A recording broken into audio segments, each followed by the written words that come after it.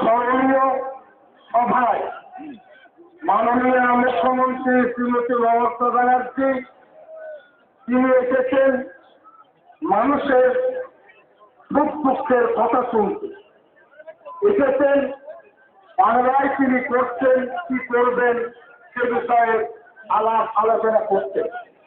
আমরা তাকে সংগঠনের পক্ষ থেকে মাল্টার বন্দিশালায়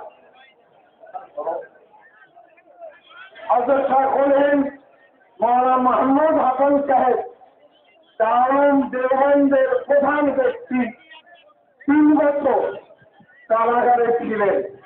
তার ঐতিহাসিক তথ্য আমরা মুখ্যমন্ত্রীর হাতে তুলে দিতে চাই।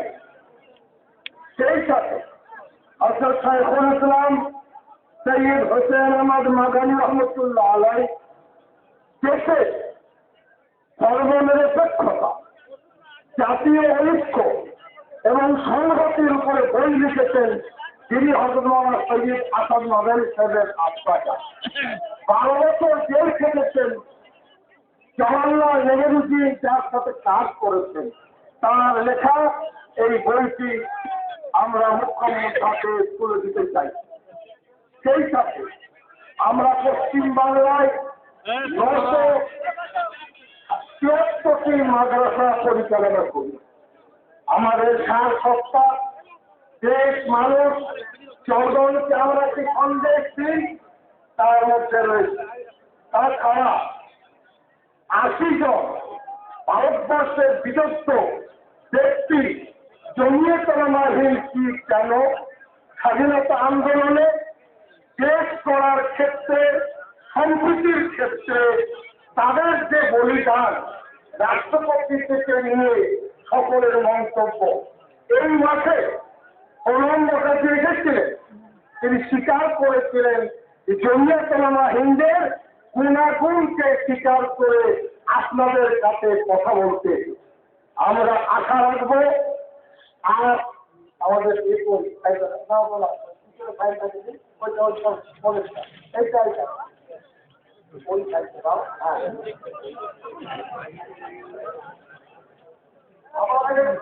আমাদের আজকের যে আলোচনা সূচি মুসলিম বিশ্বের বর্তমান পরিস্থিতি, শান্তিবন্ধের দাবি, জাতীয় সংহতি রক্ষা ও সাম্প্রদায়িক বন্ধের প্রস্তাব, সংরক্ষণের বাস্তবায়ন, মহিলাদের অধিকার, ওয়াকাফ সম্পত্তি, মুসলিম পার্সোনাল ল, ইসলামী নিয়মনীতির ভিত্তিতে হিংসা বিদ্বেষ খুব হারাম, এই তথ্যমূলক বক্তব্য আমরা তার হাতে দিতে চাইছি। আশা রাখি তিনি এটা গ্রহণ করবেন।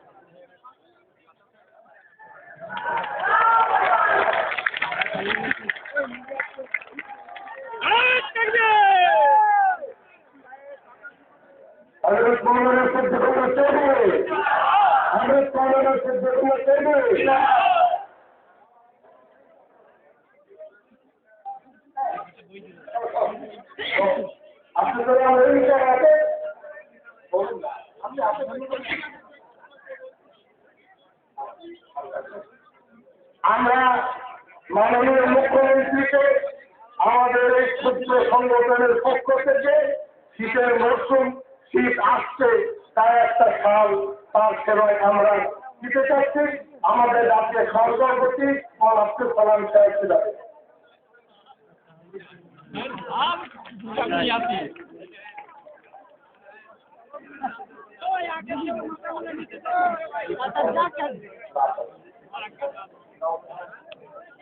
আর কলকাতার মেয়র এসেছেন বন্ধু সমন, আমি তাকে আমাদের পক্ষ থেকে একটা ক্ষুদ্র সাল তার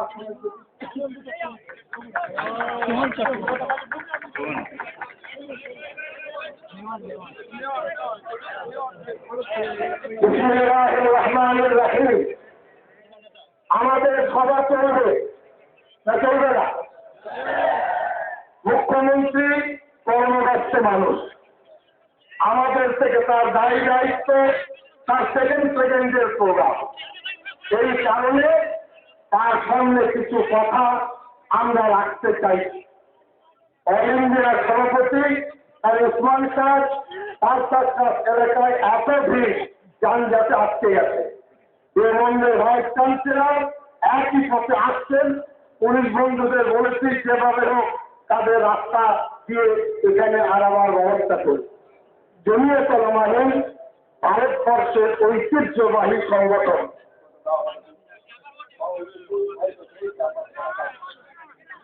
আপনারা জানেন এই সংগঠনের দায়িত্ব, আমরা এই দেশকে খুব ভালোবাসি। এই দেশ আমাদের, আমরা এবং এ কথা খুব দায়িত্ব নিয়ে আমরা বলি, মদিনা শরীফ, মক্কা শরীফ, আরব জাহান বাদ দিয়ে আমাদের কাছে ভারতবর্ষ সব থেকে বেশি প্রিয়।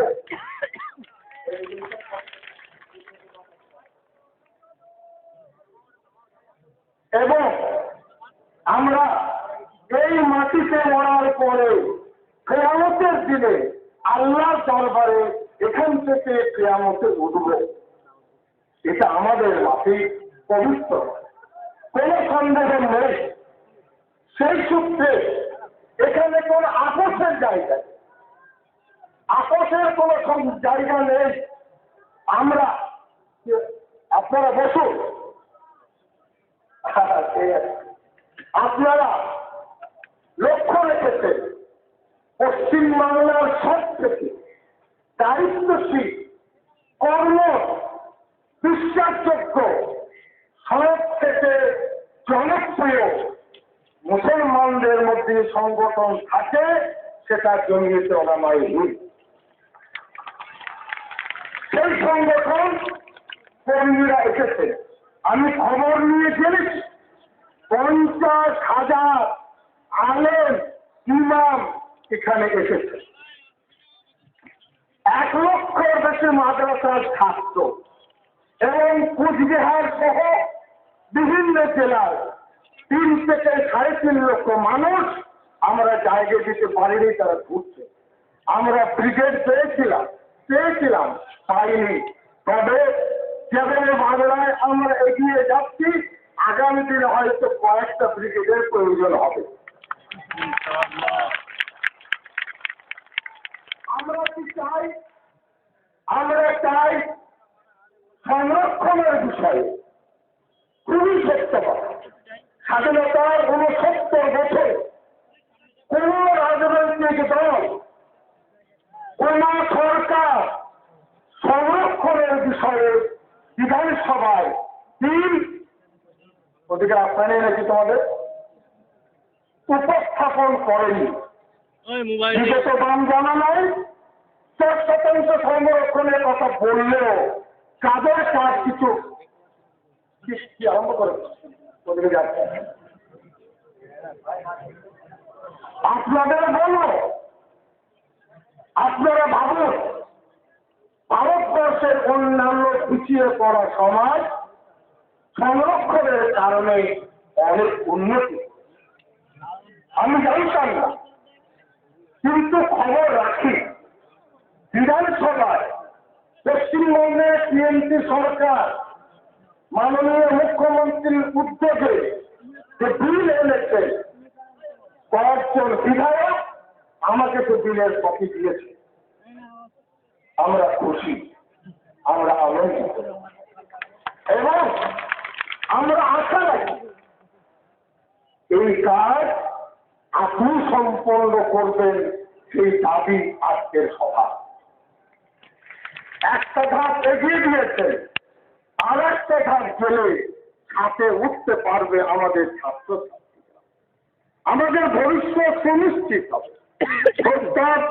ভারতবর্ষের বিভিন্ন রাজ্যে সংরক্ষণ থাকার জন্য অসংখ্য মুসলিম ছাত্রছাত্রী চাকরি, উচ্চশিক্ষায় সুযোগ দিয়ে সমাজের মূল স্রোতে থাকা স্থান গ্রহণ করেছে। পশ্চিমবঙ্গে বিগত বাম জামানায় রাজ্য জমিয়ত উলামা হিন্দ সংরক্ষণের জোরালো দাবি রেখেছে। খাতার কমিটির রিপোর্ট ও অন্যান্য মিশ্র